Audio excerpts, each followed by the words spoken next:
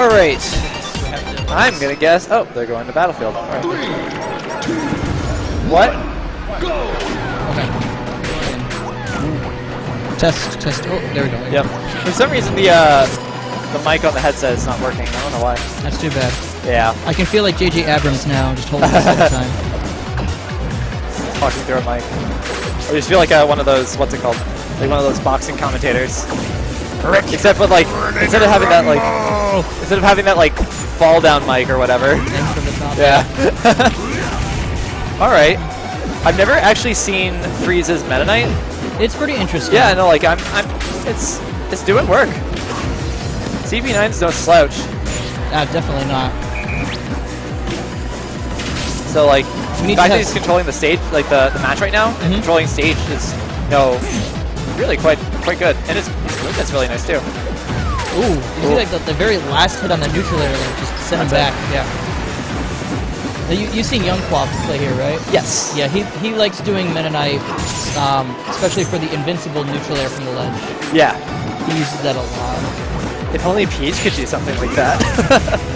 Oh well. Peach is good in like every other regard. I think it would be a little unfair if she had an invincible ledge option. That she kind of does, but she needs float.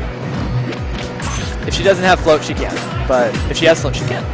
But still, wah, I wish I could do it. All right. 3 up airs. Heavy damage.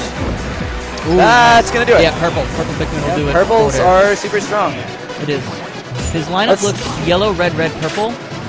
So it's not bad. It looks aerial heavy to me. Yeah, it's going to be... No whites for massive damage.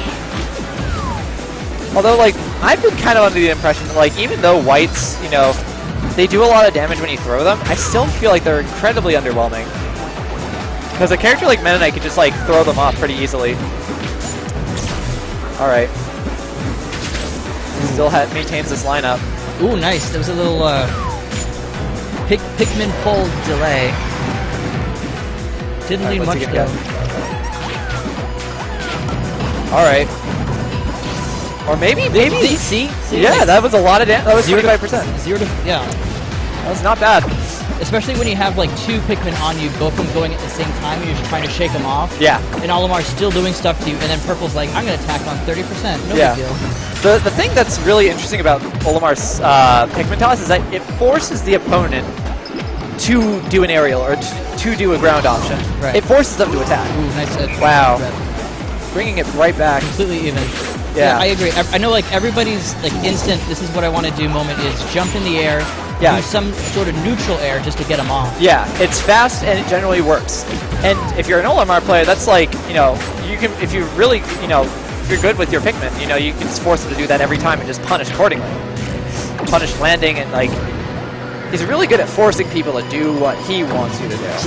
If you give him that opportunity to do so.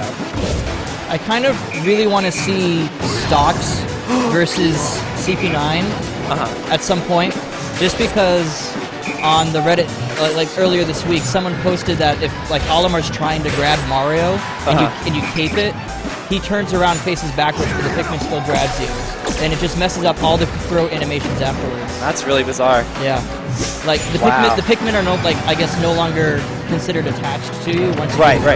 Yeah. It's interesting how this match's dynamic is, changed up. Like, yeah, completely flipped around. Yeah, because that sort of tragic side B off the stage. We'll try to go for the tech chase. Yeah, I mean it's fun. Like Meta Knight is interesting in that interesting. CP9 definitely came from behind. Like Meta Knight's like all of his stats are fantastic, but it's like his recovery is what holds him. He's a glass cannon. Like a lot of people like to say that, but it's kind of true. He is a glass cannon. He's a combo heavy glass cannon. He can do a lot. He has really fast options. It's just like he's light. His recovery is really kind of predictable at this point. His air mobility isn't the greatest. Yeah, his dashing speed's really good. But I'm like more like if you're thinking to yourself, I need to grab the ledge. You have to be in very, very specific areas. Yeah. In order for it to be able to like instant snap or get there. Right. So it's not like a character like Marth or Mario where it's an easy uppercut to get to that spot where you need to get to, or like a tether character that just snaps to it. like sometimes getting back, your options are very, very limited. I think there was a Meta Knight player that did actually like draw a map and say, if I'm here, I have only these 2 options. If I'm like down here, this is my only option to get back. So like for Meta Knight, there's certain areas off stage where your only option to get back is just one particular special move. So that's, right. It's very limiting in that sense. Versus like another character that can like vary it up in terms of how they get back on stage. I just want to make a quick little like note. It's really interesting that Freeze went here. I think he's gonna okay.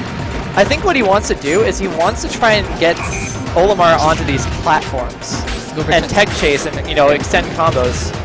But this is I honestly think this is a very, very good stage for Olimar. It gives him plenty of space to move around. This is home turf. Yeah, home turf advantage. The ceiling's really low, so if he has a blue then a purple, he can kill really, really early. Yep. It's just it's a pretty good stage for him. It's really interesting that he chose this stage. But maybe he can probably make some things happen. And I know CP9 likes this stage too. But look at that.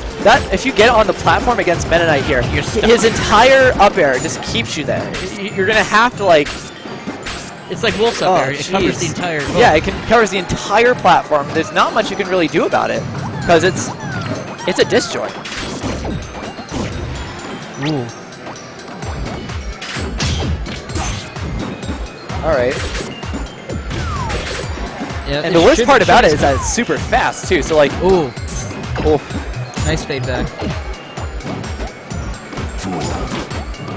Just. Oh. That's solid hit with the... I kind of mentioned this earlier, but like another one of the hard parts about his recoveries is it's sort of like you have to practice a lot because you're going to be moving sometimes in an area not seeing, like, you have to know exactly what angle to have the control stick to sweet spot when you're using things like down B. Right, when you're doing things like up B to like snap to the edge, you have to be like facing away and like... Yeah. So it's very tricky. Like yeah, it's unorthodox. It's a lot of intuition, I feel like. Yeah. Oof.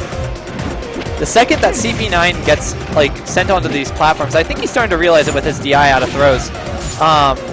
Once he gets on those platforms, it's just Meta Knight's gonna have a field day. So he's gonna want to control that center platform or the main stage. Getting caught on these platforms, I think CP9 really knows that it's going to result in a lot of damage, a lot of shield pressure. Nice. And he doesn't want to be in those situations. He wants to force Meta Knight onto that platform because CP9 is pretty good about punishing. Oh. All right, swat him away with that red. Big man, Olimar.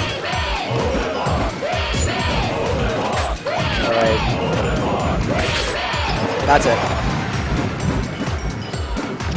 Meta Knight just running around the stage. Oof. Oh my god. That's it. Two white Pikmin brought him like 40%. Brought him from 80 to 120. Yep. They're kind of like little time bombs. Yeah, so much damage on those guys. You have to get those off. They look creepy as hell too. Yeah. Ooh. They look kind of cute. All right. Oof, that. All right, the chain grabs up it. Jesus. They get this.